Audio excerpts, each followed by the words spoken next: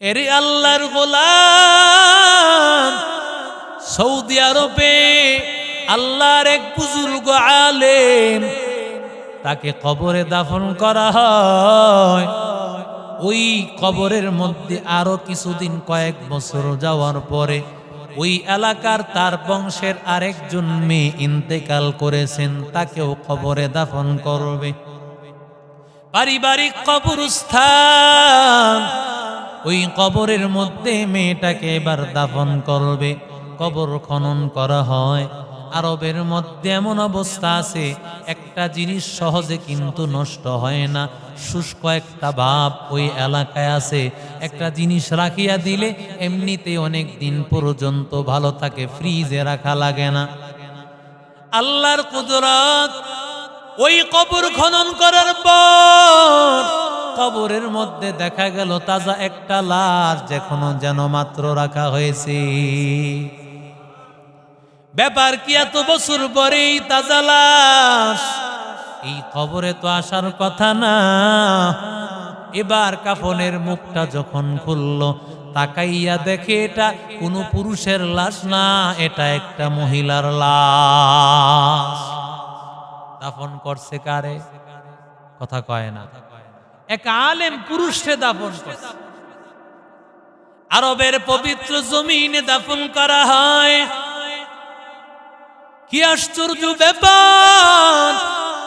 এই কবরে কেন মহিলার লাশ? শুধু তাই না, বান্দা মহিলার লাশটা কোনো আরবের লাশ না। কারণ বান্দা মালয়েশিয়ার মানুষ দেখলে বোঝা যায় এগুলো মালয়েশিয়ার মানুষ, চেহারার আকৃতি একরকম। চায়নার মানুষ দেখলে বোঝা যায়, আফ্রিকার মানুষ দেখলে বোঝা যায়, পাকিস্তানের মানুষ দেখলে বোঝা যায়। কিন্তু আল্লাহর ফজলে বাংলাদেশের মানুষ ব্রাইটিজ রকমের, কেউ লম্বা, কেউ খাটো, কেউ সাদা, কেউ কালো। কথা বলেন ঠিক কি না? আল্লাহর বান্দার চেহারা সুরত, এটা আরবের চেহারা না, এটা ফ্রান্সের ইউরোপিয়ান কোন এক মহিলা। ঘটনা গোরা আরবের মধ্যে তৎকালীন সময়ে, ওই সময়ে হজের মৌসুমে ঘটনাটা সব জায়গায় ছড়াইয়া যায়। সবাই বড় আশ্চর্য, কি ব্যাপার, কি আশ্চর্য ঘটনা! আলেমের কবরের মধ্যে, বুজুর্গ আলেমের কবরের মধ্যে এক মহিলা, ইউরোপিয়ান মহিলার লাশ। ঘটনা চতুর্দিকে ছড়ায় পড়লে মানুষেরা তাকে দেখার জন্য, একটা নজর দেখার জন্য সবাই ছুটে আসতে লাগলো। এমন সময় আল্লাহর এক বান্দা যুবক, ওই যুবকটা মানুষের বীর ভেদ করিয়া সামনে গেল। আর আল্লাহর বান্দা মেয়েটার লাশের দিকে তাকাইয়া বলে, আমি মেয়েটাকে চিনি। মানুষেরা মনে করল লোকটা হয়তো আমাদের চোখ ফাঁকি দিয়া এই পারিবারিক কবরস্থানে মেয়েটারে দাফন করেছে। কিন্তু না, কিভাবে দাফন করবে? মানুষের চোখ আড়াল করিয়া এখানে দাফন করার কোনো ব্যবস্থা নাই। আল্লাহর বান্দা যুবক, কিভাবে তুমি মেয়েটাকে চিনো? আল্লাহর বান্দা যুবক ডাক দিয়া বলে, আমি মেয়েটার বাড়িতে কাজ করতাম। ওর বাবা একজন ধনী মানুষ, ফ্রান্সের একজন মহিলা। এই মেয়েটা, আমি ওর বাড়িতে কাজ করতাম। খ্রিস্টান মহিলা, ওর বাবাও খ্রিস্টান, ওর মাও খ্রিস্টান, ওর পরিবার সবাই খ্রিস্টান। আমি একজন মুসলমান। আমার আচার আচরণে দেখিয়া মেয়েটা আমার প্রতি মুগ্ধ হয়ে যায়, আমার প্রতি আকৃষ্ট হয়ে যায়। আর আমাকে বলি, ইসলাম ধর্ম শিখা। আমি ওরে আমার হাতে কালেমা পড়াইয়া ওরে মুসলমান বানায়া দিলাম। আর একটা একটা করে ইসলামের আদর্শ তার শিখাইতে লাগলাম। আল্লাহর বান্দা মেয়েটা বলে, আমার সহ্য হয় না, ইসলাম ধর্মটা আমি প্রকাশ করে দিব নাকি আমার আর সহ্য হয় না। কারণ আমার আল্লাহর মহব্বত আর মায়া, আমার আল্লাহর প্রতি যাদের মায়া হয় আল্লাহর মহব্বত দিলে জায়গা হলে এটা গোপন করে রাখা যায় না। আল্লাহর বান্দা যুবকটা ডাক দিয়া কই, তোর হাতে ধরিব, তুই এই কথা কারো কাছে বলিও না। যদি তোর বাবা এই কথা শুনে তোরেও মারিয়া ফেলবে, আমারেও কবর দিয়া দিবে। আমি এখান থেকে চলিয়া গেলে তোর বাবার কাছে ঘটনাটা বলবি, ইসলাম ধর্মের কথা প্রকাশ করবি, কোনো বাধা নাই। আল্লাহর কুদরত, কিছুদিন পরে আমার টাকা হয়ে গেল, আমি অর্থের মালিক হয়ে গেলাম, ওর বাবার কাজ আমি ছাড়িয়া দিলাম।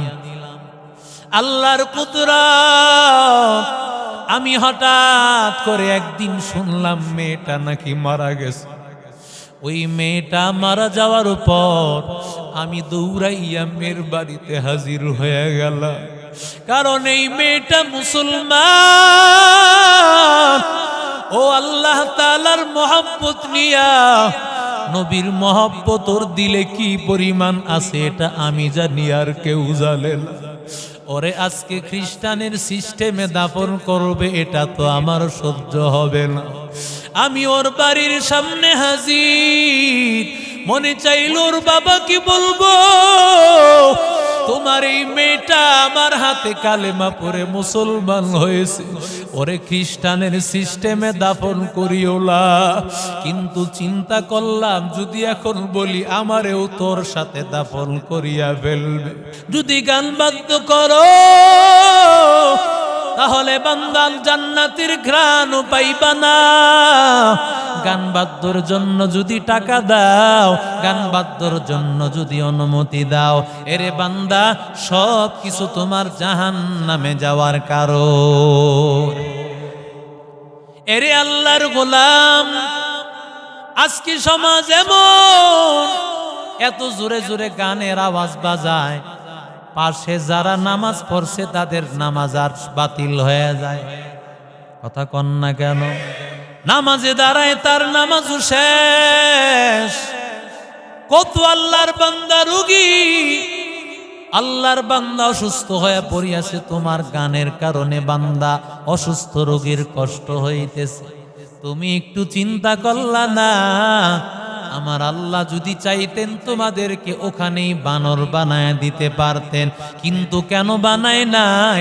একমাত্র কারণ দয়াল নবীর রহমত।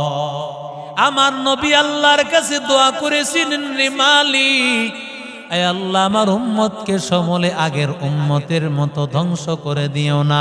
আগের উম্মতকে যেমন গুনার কারণে বানর বানায় দিয়েছো, শকর বানায় দিয়েছো, আমার উম্মতকে এমন ভাবে ধ্বংস করিও না। যদি নবীর দোয়া না থাকতো, জাগায় তোমার জীবনের সব কিছু শেষ হয়ে যাইতো। এরে আল্লাহর গোলাম, আমাদের আল্লাহওয়ালারা মানুষকে কষ্ট দেয় নাই। শুধু তাই না, মানুষকে তো দূরের কথা, তারা একটা পিপিলিকাকেও পর্যন্ত কষ্ট দেয় নাই। কথা কন না কেন? হারদির হযরত, পাকিস্তানের বুজুর্গ আল্লাহওয়ালা, তার বাংলাদেশে অনেক মুরিদ আছে, অনেক খলিফাও কয়েকজন আছে। আল্লাহর বান্দা বাংলাদেশে যখন সফর করতে আসছিলেন, আল্লাহর বান্দা ওযু করার জন্য বসছেন। ওযু করবেন আল্লাহর গোলাম, যেই জায়গা ওযু করার জন্য বসছেন, জায়গাটা পরিবর্তন করে আর একটু সামনে গেলেন।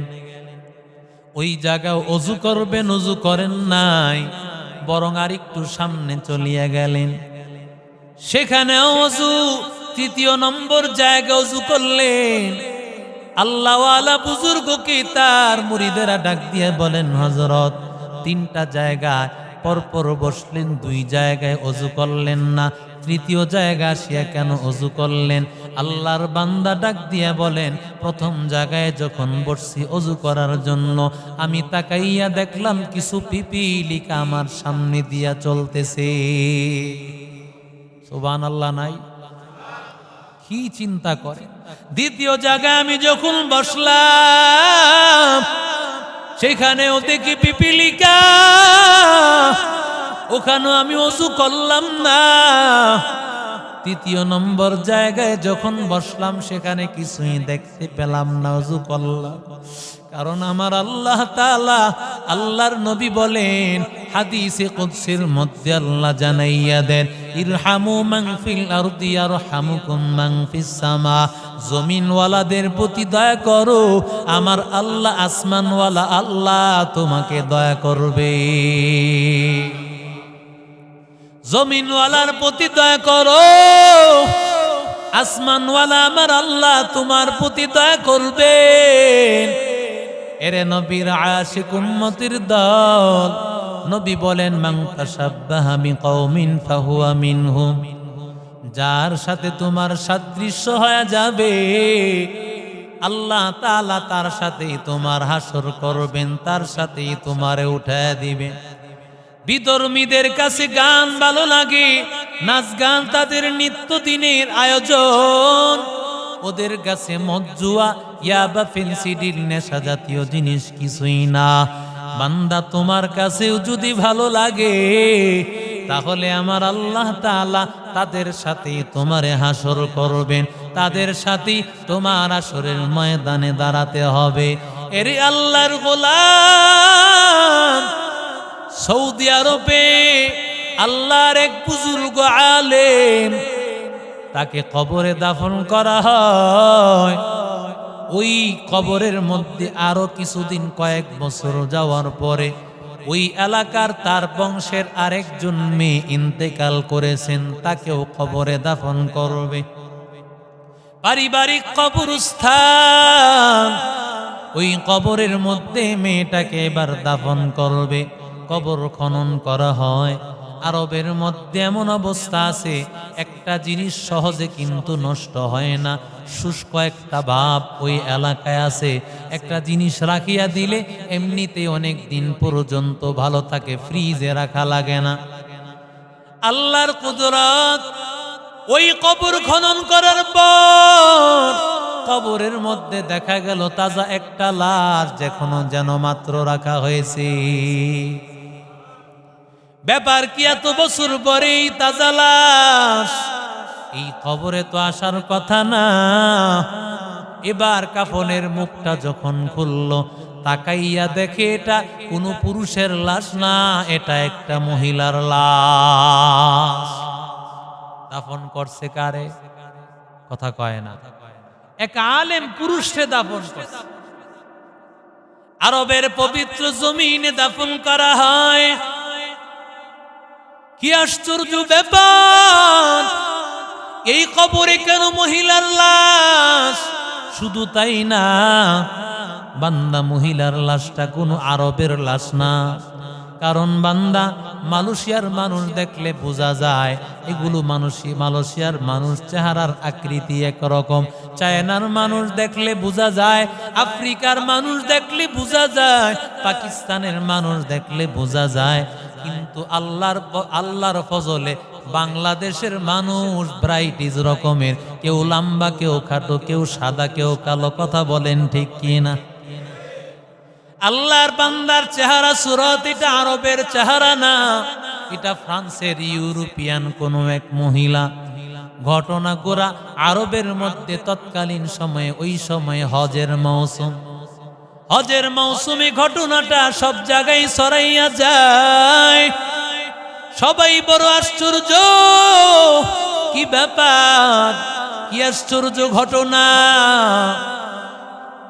আলেমের কবরের মধ্যে, বুজুর্গ আলেমের কবরের মধ্যে এক মহিলা, ইউরোপিয়ান মহিলার লাশ।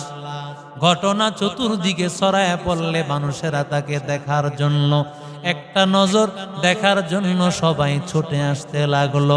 এমন সময় আল্লাহর এক বান্দা যুবক, ওই যুবকটা মানুষের বীর ভেদ করিয়া সামনে গেল। আর আল্লাহর বান্দা মেয়েটার লাশের দিকে তাকাইয়া বলে, আমি মেয়েটাকে চিনি। মানুষেরা মনে করলো লোকটা হয়তো আমাদের চোখ ফাঁকি দিয়া এই পারিবারিক কবরস্থানে মেয়েটারে দাফন করেছে। কিন্তু না না, কিভাবে দাফন করবে? মানুষের চোখ আড়াল করিয়া এখানে দাফন করার কোনো ব্যবস্থা নাই। আল্লাহর বান্দা যুবক, কিভাবে তুমি মেয়েটাকে চিনো? আল্লাহর বান্দা যুবক ডাক দিয়া বলে, আমি মেয়েটার বাড়িতে কাজ করতাম। ওর বাবা একজন ধনী মানুষ, ফ্রান্সের একজন মহিলা। এই মেয়েটা, আমি ওর বাড়িতে কাজ করতাম। খ্রিস্টান মহিলা, ওর বাবাও খ্রিস্টান, ওর মাও খ্রিস্টান, ওর পরিবার সবাই খ্রিস্টান। আমি একজন মুসলমান। আমার আচার আচরণে দেখিয়া মেয়েটা আমার প্রতি মুগ্ধ হয়ে যায়, আমার প্রতি আকৃষ্ট হয়ে যায়, আর আমাকে বলি ইসলাম ধর্ম শিখান। আমি ওরে আমার হাতে কালেমা পড়াইয়া ওরে মুসলমান বানায়া দিলাম, আর একটা একটা করে ইসলামের আদর্শ তার শিখাইতে লাগলাম। আল্লাহর বান্দা মেয়েটা বলে, আমার সহ্য হয় না, ইসলাম ধর্মটা আমি প্রকাশ করে দিব নাকি আমার আর সহ্য হয় না। কারণ আমার আল্লাহর মহব্বত আর মায়া, আমার আল্লাহর প্রতি যাদের মায়া হয়, আল্লাহর মহব্বত দিলে জায়গা হলে এটা গোপন করে রাখা যায় না। আল্লাহর বান্দা যুবকটা ডাক দিয়া কই, তোর হাতে ধরিব, তুই এই কথা কারো কাছে বলিও না। যদি তোর বাবা এই কথা শুনে তোরেও মারিয়া ফেলবে, আমারেও কবর দিয়া দিবে। আমি এখান থেকে চলিয়া গেলে তোর বাবার কাছে ঘটনাটা বলবি, ইসলাম ধর্মের কথা প্রকাশ করবি, কোনো বাধা নাই। আল্লাহর কুদরত, কিছুদিন পরে আমার টাকা হয়ে গেল, আমি অর্থের মালিক হয়ে গেলাম, ওর বাবার কাজ আমি ছাড়িয়া দিলাম। আল্লাহর কুদরত, আমি হঠাৎ করে একদিন শুনলাম মেয়েটা নাকি মারা গেছে।